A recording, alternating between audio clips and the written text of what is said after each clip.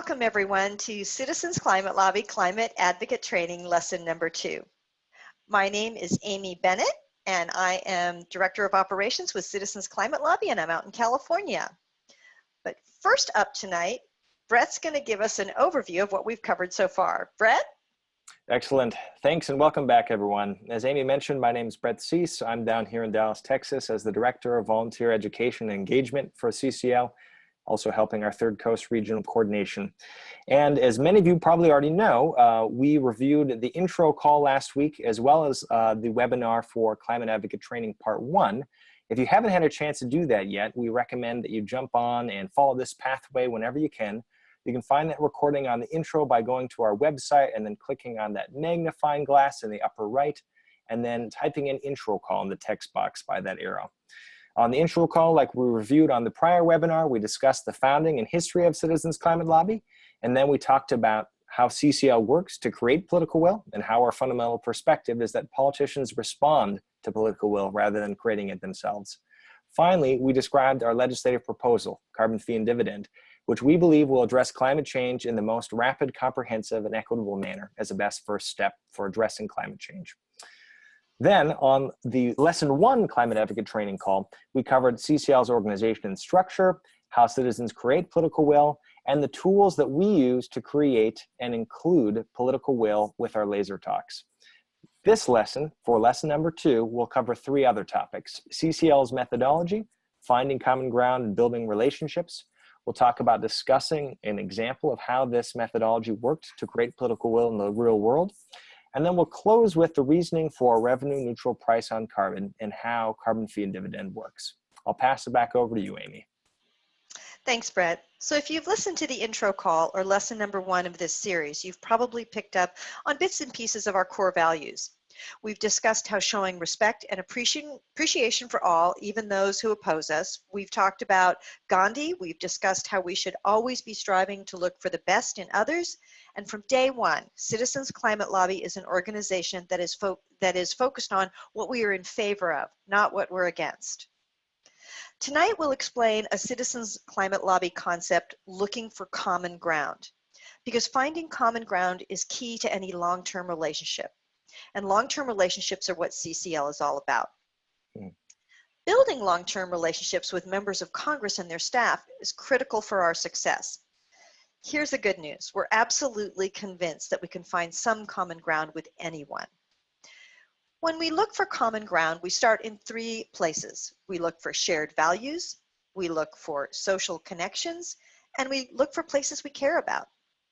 Regarding shared values, it can start on the most simple level. If you have kids, consider that most members of Congress have children and are concerned for their future as well.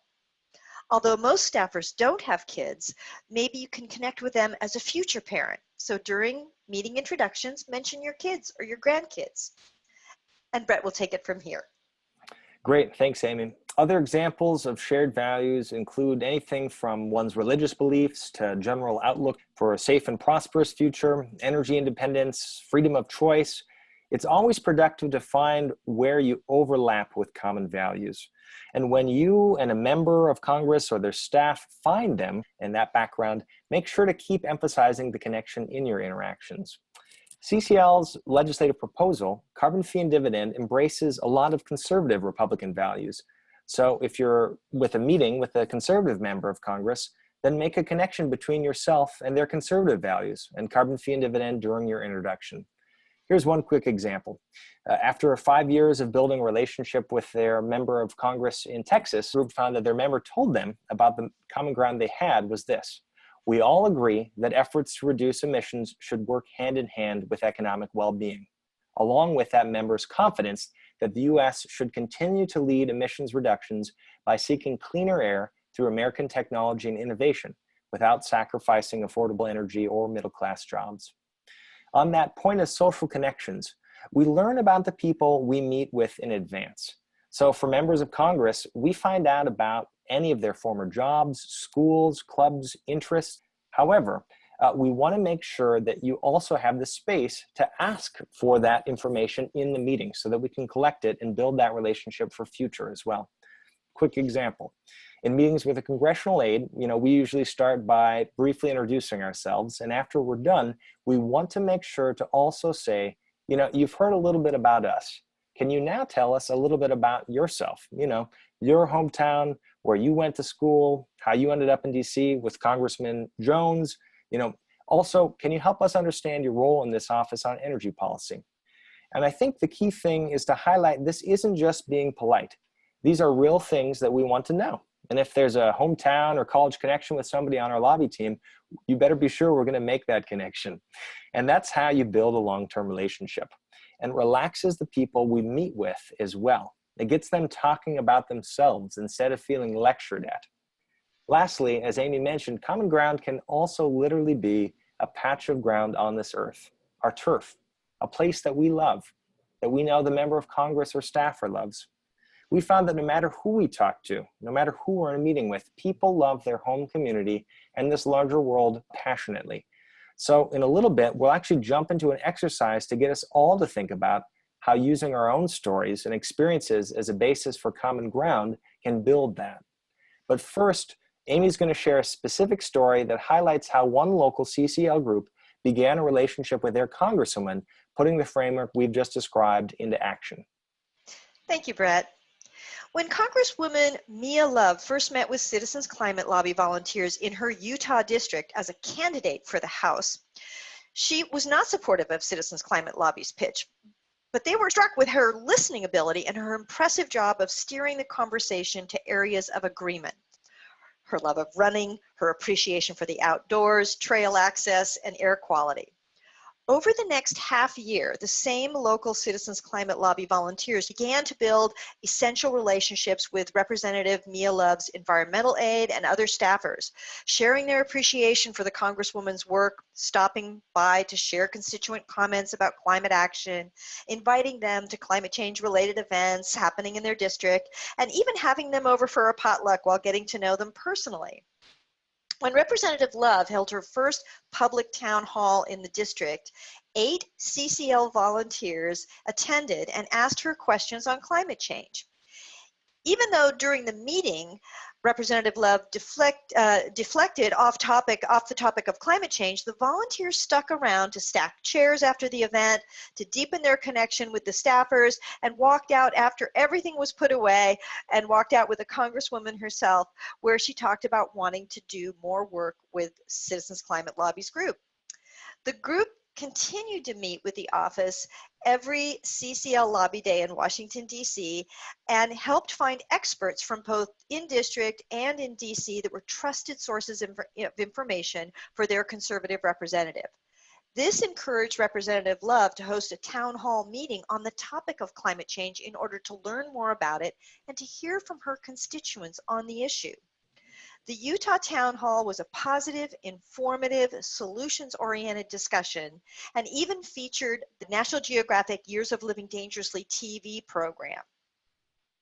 At every step of the way, the group made it clear that they wanted to work together with Representative Love, to which she shared their approach not only changed my mind about involvement, but really changed my heart about what we should be doing. And this really is the value of appreciation. Thank you, Amy. We use it to begin our meetings or letters to the editor, but it's not just a kickoff device. We work to keep appreciation in our mind throughout our interactions. And it's important because some people will have a predisposed view of us, like we do of them. And so asking ourselves to appreciate them not only changes their view of us, but also takes that chip off of our own shoulder. This is basic human psychology that we each can work on. It helps us to remove our own biases and to see that other person as someone that we want to work with, instead of seeing them as an obstacle. As Representative Love's example highlights, this approach puts us in a generous place that allows us to seek understanding and build out that common ground. When we sincerely show appreciation, one of the things you'll notice is a change in body language of the other person. They might open up when they see that you didn't come to shake your fist at them. Representative Love has not only come out with her own op-ed that's titled, "We Can Find Climate Solutions and Still Have a Thriving Economy," but she's even begun to actively mail her own constituents about climate solutions and the importance of all members of Congress to take action to address climate change. So, this is our one rule. If you remember one thing from this webinar, we hope it's this. Treat everyone, even those who disagree with us, with respect, appreciation, and gratitude. And for a more full story about the evolution of Representative Love's transformation, go online to the Years of Living Dangerously webpage and look for Laying the Groundwork for Love. And I'll pass it back over to you, Amy. Thanks, Brett. Next, we're going to do an exercise about finding common ground and developing your story. In an interview with the New York Times in 1969, E.B. White, the author of Charlotte's Web, among other books, said, "Every morning, I wake up torn between the desire to save the world and the inclination to savor it. This makes it hard to plan the day. And if we forget to savor the world, what possible reason do we have for saving it? In a way, the savoring must come first." Let me repeat that last part. If we forget to savor the world, what possible reason do we have for saving it? I think we can all identify with this sentiment. In the exercise that we'll be doing in just a minute, we'll ask you to identify a specific place that you love that's threatened to be negatively impacted by climate change. Not the beach and not a place that's threatened by other environmental factors like overdevelopment or toxic pollution. If it's in your hometown and congressional district, all the better to help establish common ground. And the reason that we ask this is that social science research has shown people connect much more strongly with their own backyard and concerns for their own community than far-off impacts. So think about what your place looks and sounds like and try to paint a picture of what that's like. Using as descriptive imagery as you can, using rich language, tell us about how that place feels and help us really understand what your place is like. You know, this exercise is a way to begin developing a story that you can share with others. Stories are very powerful means, perhaps the most powerful, of connecting with people, and the more prepared we are to share our own story and make that personal connection, the more likely we are to impact and influence change. These stories are also a way for us to humanize climate change, to make it part of our own stories and help those around us deepen their concern for caretaking, given not only the common ground we share for the natural world, but the common economic livelihood that is backed up by that natural world. So let me give you a specific example from my own life, and then what we're going to actually ask you to do is think about an example of your own that you can share. And while I'm sharing, feel free to start writing down notes of your own place. So I came into climate advocacy by way of 7 years of wilderness instruction in the boundary waters of northern Minnesota, under the tall, towering, coniferous white pine of the Aurora Borealis. There's expansive, cool, crystal blue lake waters and haunting cry of loons. I also attended my first regional Citizen Climate Lobby conference and heard the lead Minnesota forestry researcher professor share that his studies were highlighting that same great boreal woods were retreating northwards towards Hudson Bay at a rate that averaged out to be roughly 10 feet each day. Doing that math, we realized in that seminar that business as usual greenhouse emissions would mean that this wholly special northern border country of moose and pine, walleye and timber wolf would give way to landscapes more akin to scrub oak savanna, and that would not only negatively impact the personal growth and transformation of the lives that I saw and the youth I took out on paddle trips, but would also have repercussions for local guiding, fishing, hunting, tourist-based economies throughout the northern part of the state that many people depended on. And so we'd like you to ask and think about what you savor and how you could share that story as well. Think about your own connection to your special place and the climate impacts it faces. If possible, tie in the potential impacts of local economies that your community faces as well. Reduced worker or agricultural productivity, extreme heat, inland flooding, disease vector expansion, seafood yields. There are so many ways to make your story personal and connected to common concerns like the natural world and economic well-being. I will say that being able to verbalize and say what you savor or what you're for can really be the basis of a more productive dialogue.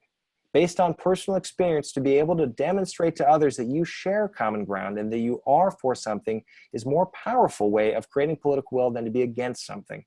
This is an important distinction because Citizens Climate Lobby is not fighting against any industry or the oil and gas companies.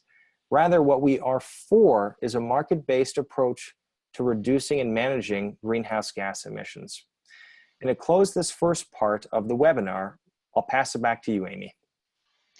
Well, let's talk about how all of these things, showing respect and appreciation, looking for the best in others, being for something and finding common ground, help us build relationships. Here's a powerful case study example of building a relationship with members of Congress that's led to political will that was featured just this last May in the New York Times.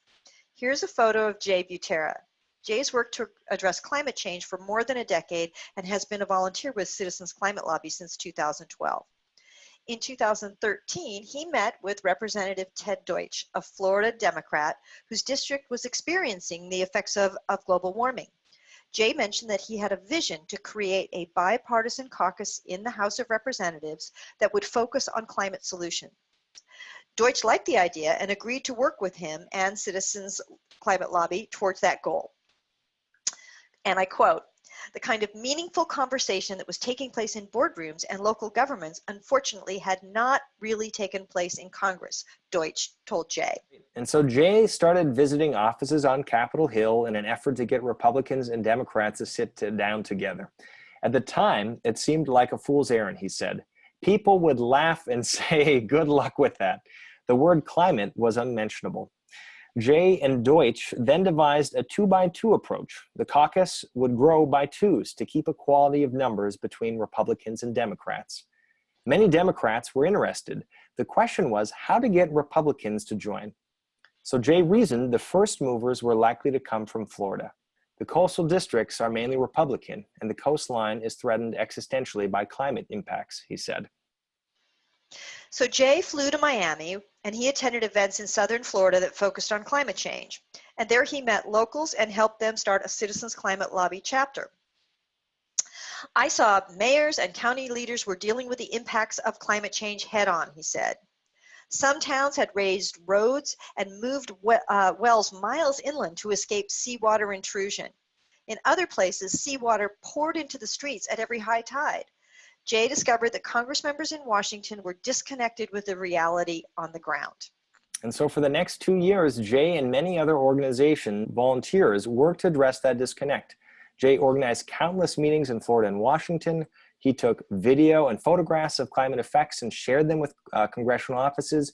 And he and others reached out to get 55 local leaders, including mayors, county commissioners, presidents of chambers of commerce, state legislators, and university presidents throughout South Florida, most of them from Republican-held congressional districts, and asked them to sign a letter asking Congress to act on climate change. It made a difference. It led directly to the formation of a Republican-introduced House Resolution, 195 that you see here, that has been reintroduced this Congress, as well as highlighting that Republicans can and must take meaningful and responsible action on climate change. Additionally, one of those first Republicans to step forward for the climate resolution was Representative Carlos Curbelo. And in February 2016, he joined Representative Deutsch and as co-chairs formed the first ever bipartisan Climate Solutions Caucus, a bipartisan group in the U.S. House of Representatives, which is exploring policy options now that address the impacts, causes, and challenges of our changing climate. And today the caucus has 50 members, 25 from each party. And it'll continue to serve as an organization to educate members on the economically viable options to reduce our climate risk.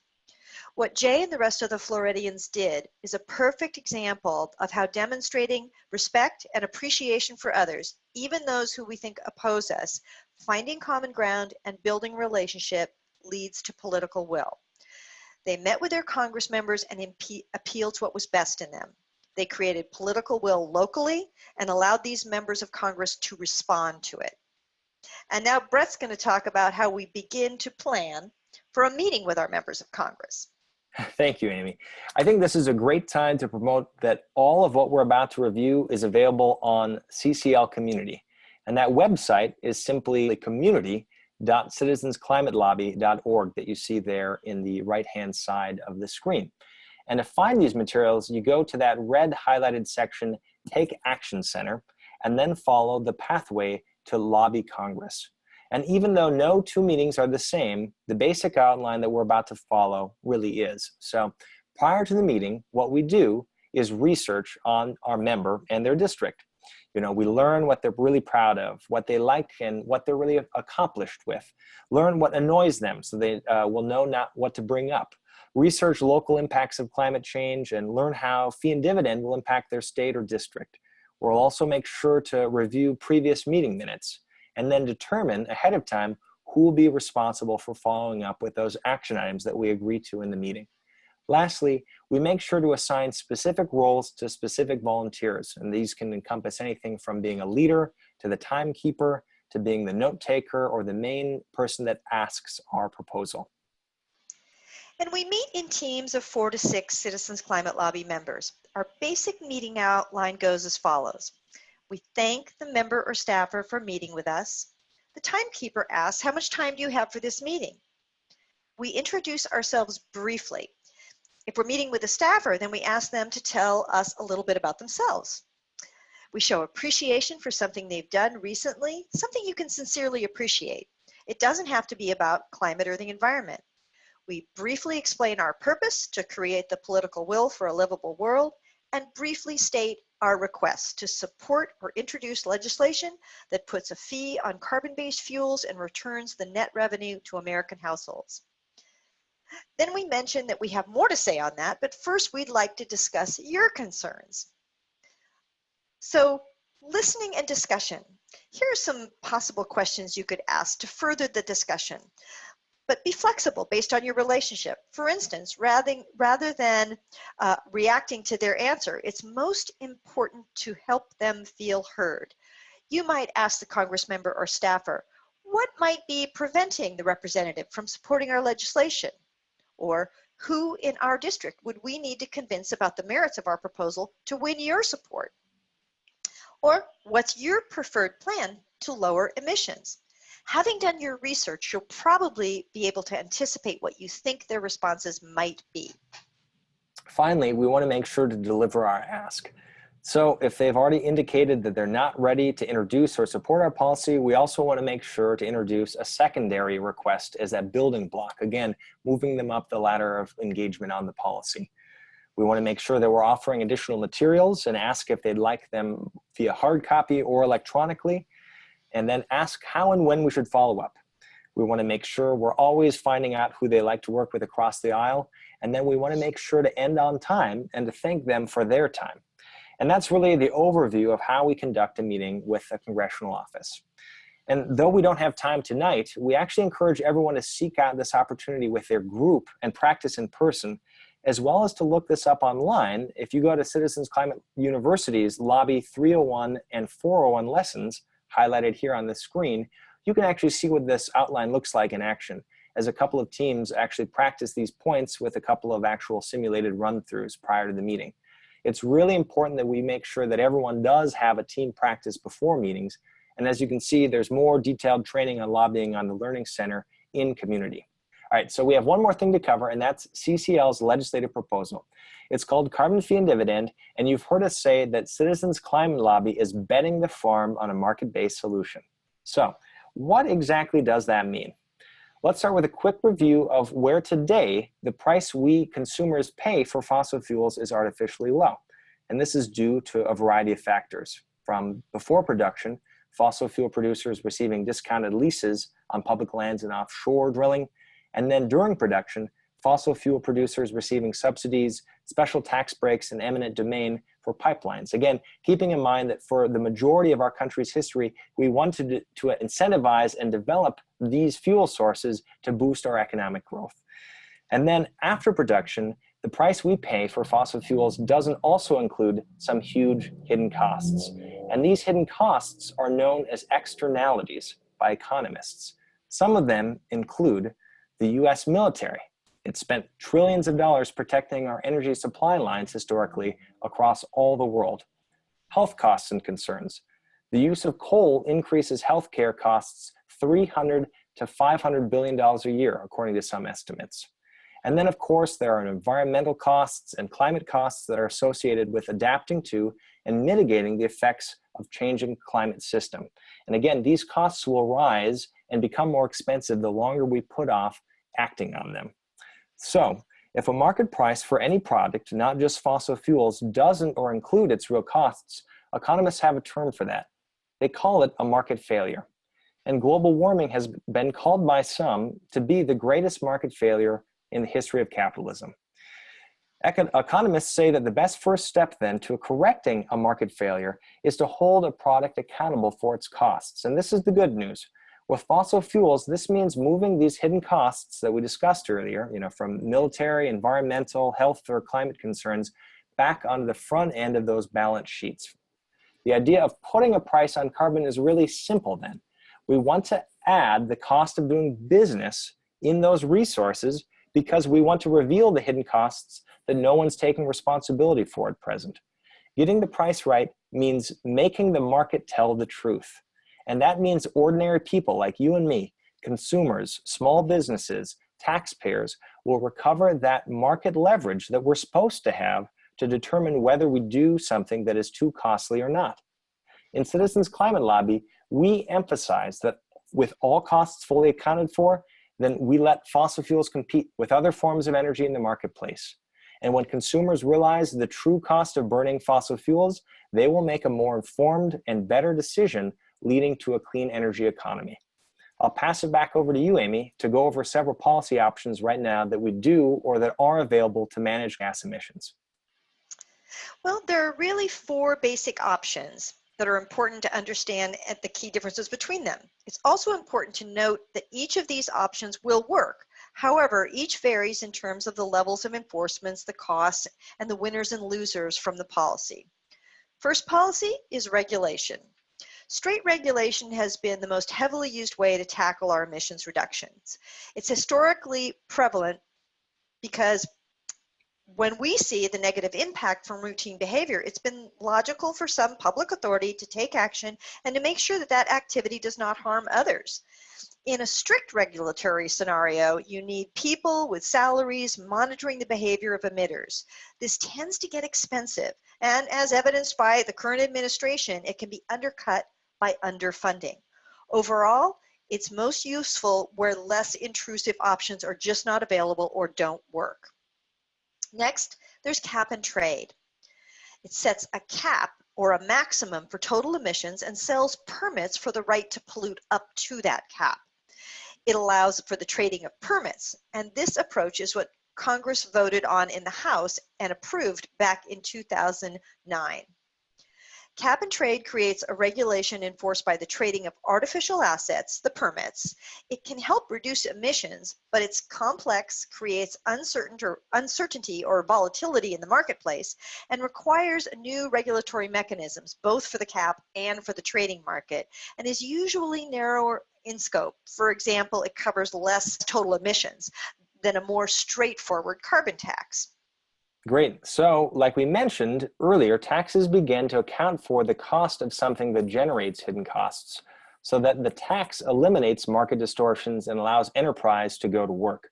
So, with a carbon tax, instead of requiring regulation to get bad behavior under control, a straight-up tax operates on the assumption that if consumers understand the true costs, then the harm will be eliminated by putting economic pressure on suppliers to reduce that harm. Think of examples like cigarettes or alcohol.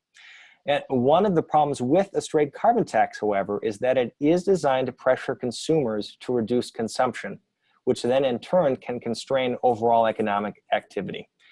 To understand this, the Congressional Budget Office has looked at some carbon taxes before. In one of their analyses, the CBO says that carbon taxes are a drag on the economy.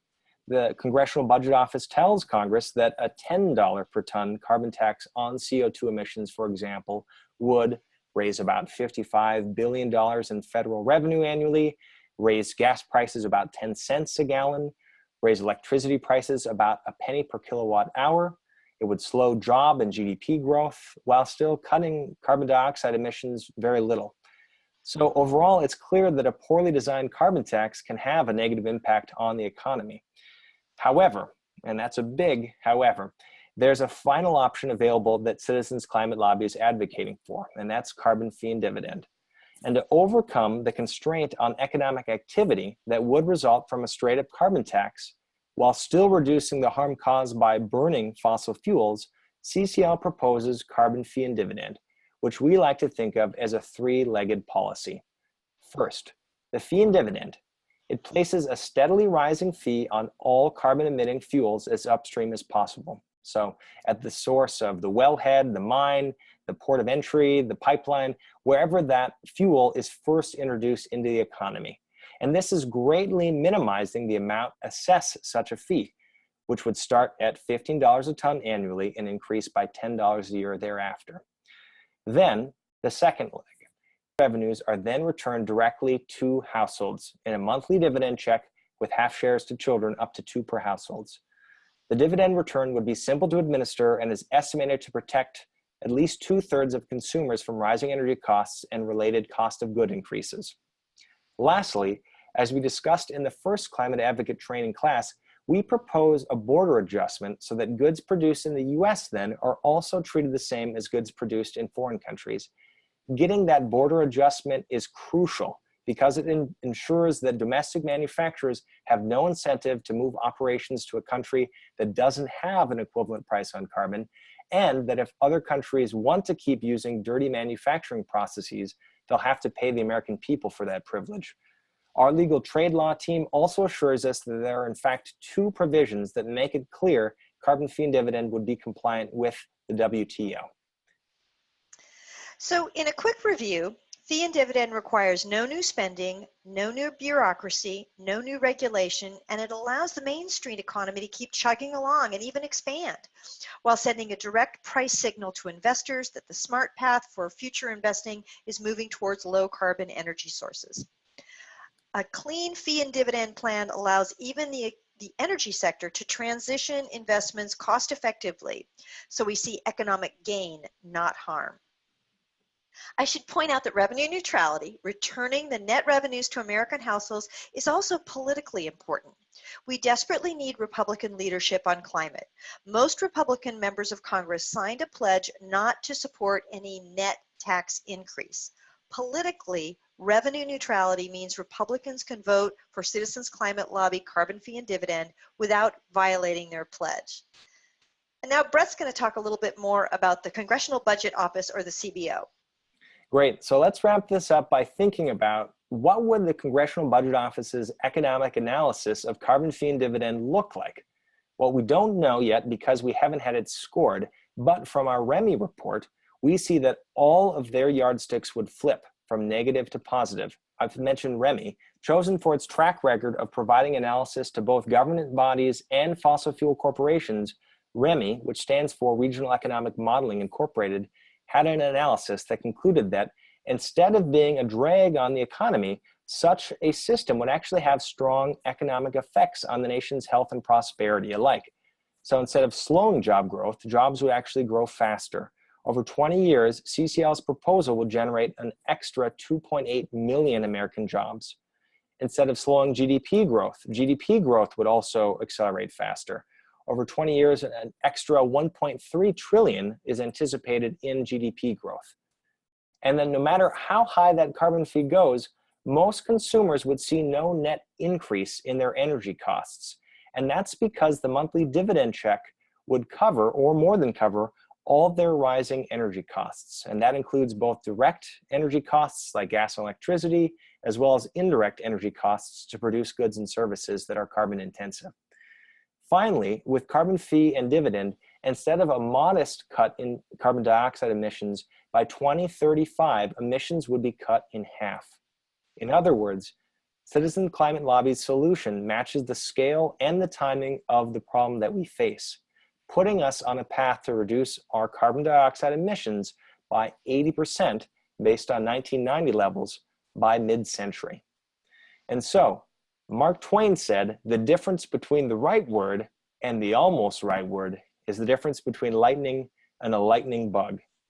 And this webinar's takeaway is this: there's a big difference between a carbon tax and a carbon tax that's revenue neutral. Words matter.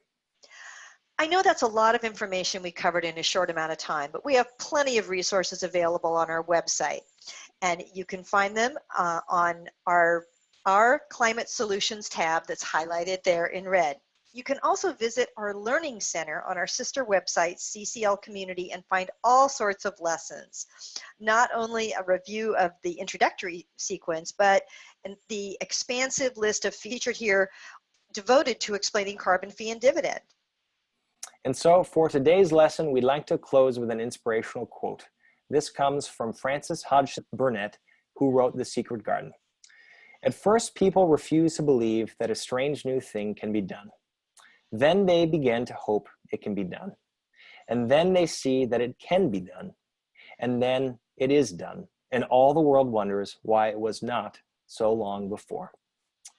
And to close, I'd just like to show this chart. We had Climate Interactive's Drew Jones on our International July call, and he shared this image from Bloomberg Media and said that social change looks impossible until it's completed.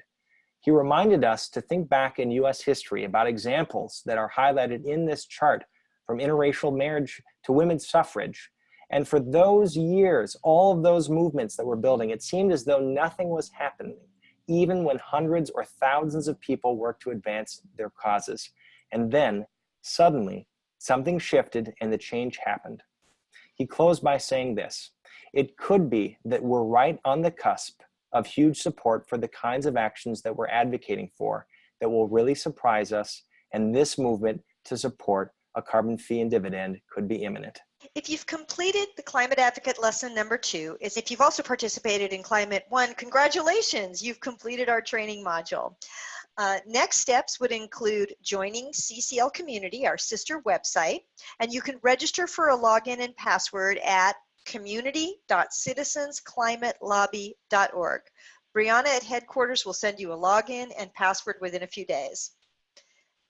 Then check in with the group nearest you, and Brianna at Citizens Climate Lobby also can help you find the group and the group leader's email address. Email the group leader and attend their next meeting. If there's no group near you, Brianna will provide you with a state or regional coordinator's email address. And if you don't hear back from Brianna or a group leader, contact Brett or I. Emails can end up in spam files, and we'll help you get through that if you think that's the case. Our contact information is amy@citizensclimate.org and brett@citizensclimate.org. We're growing by leaps and bounds, and our goal is to support you in this important work. So contact us if you need help, and we'll do our best to direct you to solve whatever issue you have. Thank you for joining us. We look forward to working together to build the political will for a livable world.